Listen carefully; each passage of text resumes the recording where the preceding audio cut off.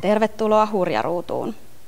Tässä vieressäni on kosmologi Syksy Räsänen, joka on yhdessä ohjaaja Davide Giovanzanan kanssa käsikirjoittanut Talvisirkus Kosmoksen. Syksy Räsänen, mitä on kosmologia? Kosmologia on fysiikan osa-alue, joka tutkii maailmankaikkeutta kokonaisuutena. Kosmologia tutkii sitä, miten maailmankaikkeus on syntynyt, mitä maailmankaikkeuden alussa on tapahtunut, miten maailmankaikkeus kehittyy, millaista ainetta maailmankaikkeudessa on. Erotuksena tähtitieteeseen, niin tähtitiede on kiinnostunut niistä kappaleista, mitä maailmankaikkeudessa on, yksittäisistä tähdistä, galakseista, planeetoista, tällaisista niin kuin pienen mittakaavan jutuista. Ja kosmologia taas on kiinnostunut isosta kuvasta, että tähdet ja galaksit ja tämmöiset on kiinnostavaa kosmologiaa ainoastaan sen kautta, että mitä ne kertoo meille maailmankaikkeudesta kokonaisuutena.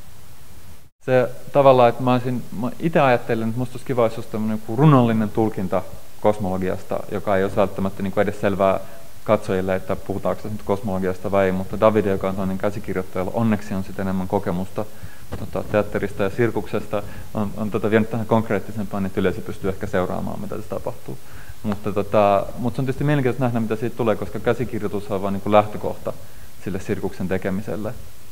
Että se suurin työhän on sillä ohjaajalla ja sillä ryhmällä, että tavallaan, että minulla on sellainen olo, että mä oon niin kuin antanut jonkun semmoisen alkujutun tähän ja sitten on mielenkiintoista nähdä, miten se lopulta toteutuu levalla. No kerro meille sitten vielä, Sikaakin varmasti kiinnostaa nämä maailmankaikkeuden vaiheet. Joo, maailmankaikkeuden yksi keskeinen piirre on, että maailmankaikkeus laajenee ja samalla aineen tiheys pienenee. Jos ajattelee, että on tietty määrä ainetta, mutta tilavuus kasvaa, niin aineen tiheys, eli se, että paljonko ainetta tilavuudessa pienenee. Mikä tarkoittaa sitä, että varhaisempina aikoina maailmankaikkeus on ollut pienempi, se on ollut tiheämpi ja lämpötila on ollut isompi. Et hyvin varhaisina aikoina maailmankaikkeus on tämmöistä hyvin kuumaa keittoa ja myös hyvin tasasta, että ei ole mitään planeettaa, ei ole mitään galakseja. Tämmöinen keitto, jossa on tämmöisiä hyvin pieniä lämpötilavaihteluita, 100 000 kokoisia eri paikoissa.